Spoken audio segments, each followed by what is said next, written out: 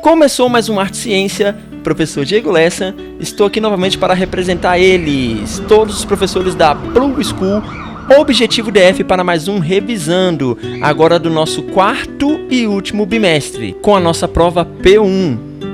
Quer se dar bem nessa prova? Então já vou te dar uma dica. Primeiro, decore as 5 formas musicais que iremos trabalhar nesta prova. São aquelas formas musicais do século XVIII e XIX.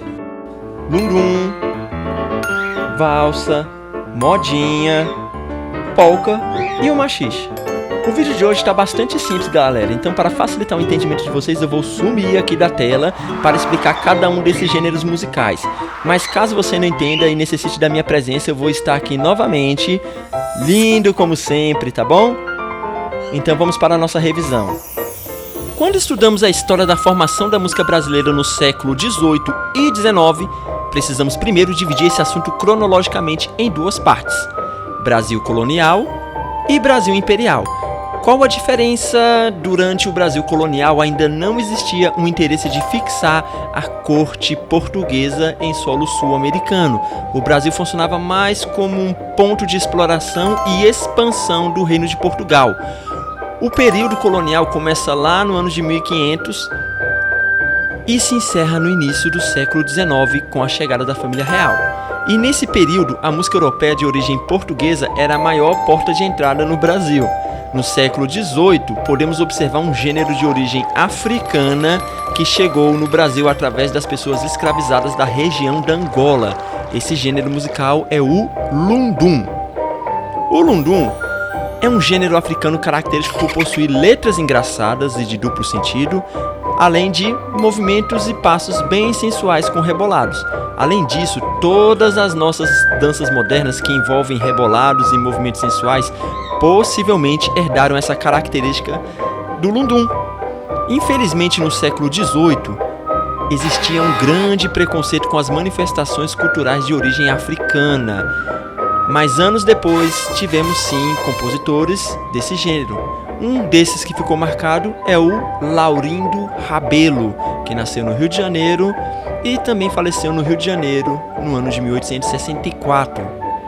Anota esse nome aí, galera, que isso é conteúdo para prova. Agora vamos falar da modinha. Se você estiver procurando a palavra modinha na internet e não quer travar seu navegador de busca com resultados aleatórios, não esqueça de mencionar gênero musical modinha. A modinha é um gênero lírico de origem europeia que tem por característica letras melancólicas, canções dos desiludidos. É uma música que fala do amor impossível. Amor impossível, mais que impossível. Peraí, não é bem assim não. Vamos escutar um trechinho para você entender direito. Bastante. Pois é, pessoal, acredite ou não, essa música está escrita em português. Eles falavam bem diferente na época. A modinha é um gênero que ficou muito popular nos sarais que ocorriam no Rio de Janeiro. O maior representante desse gênero aqui no Brasil é o compositor Domingos Caldas Barbosa, que nasceu no Rio de Janeiro em 1970 e faleceu lá em Portugal, em Lisboa, no dia 9 de novembro de 1800. Agora vamos falar dos gêneros musicais do século XIX. Vocês lembram no início do vídeo que eu falei que a história da música brasileira se divide no período colonial e no período imperial? Pois bem, por conflitos que ocorriam na Europa no século XIX, a família real portuguesa se refugiou no Brasil e junto com ela vieram várias manifestações culturais. Uma delas era a valsa. A valsa se tornou muito popular na corte carioca, mas também era uma música muito popular entre as pessoas ali do meio rural e os plebeus. A valsa é um gênero ternário, ou seja, o compasso musical se organiza em 3 tempos sonoros. 1, 2, 3. 1, 2, 3. 1, 2, 3. 1, 2, 3. 1, 2, 3. Nesse período, a valsa dominou e se tornou muito popular entre os jovens.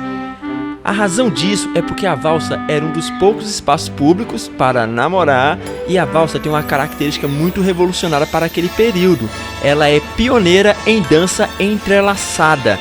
O que seria isso? As danças entrelaçadas são basicamente aquelas danças de características que observamos, por exemplo, no forró moderno, na qual os bailarinos dançam em duplas. Atualmente é apenas uma música que você escuta em baile de debutante, mas naquele período era uma novidade dançar com o rosto coladinho. A valsa é um gênero bastante calmo.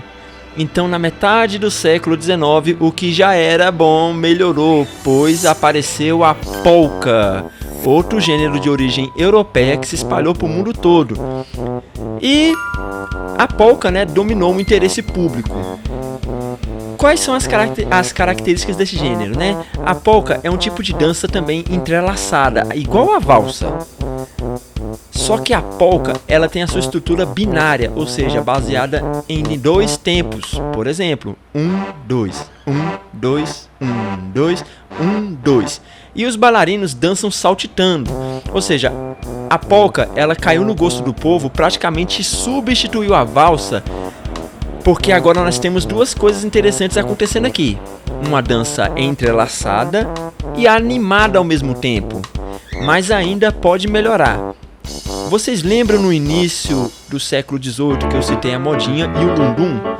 Pessoal, o lundu, ele acabou entrando devagarzinho na cultura popular e se misturou com esses gêneros que já existiam. No caso, ele se misturou com a polka e foi entrando devagarzinho, até que não dava mais para você chamar aquilo de polka, porque gerou um novo movimento musical que vamos falar agora. Esse gênero ficou conhecido como machixe.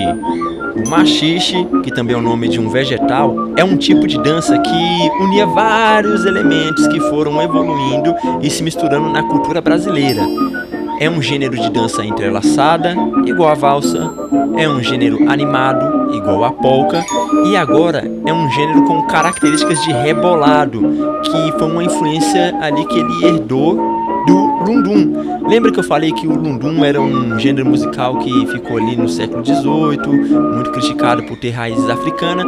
Pois é, pessoal, o lundum acabou entrando devagarzinho na cultura brasileira até que, explodiu.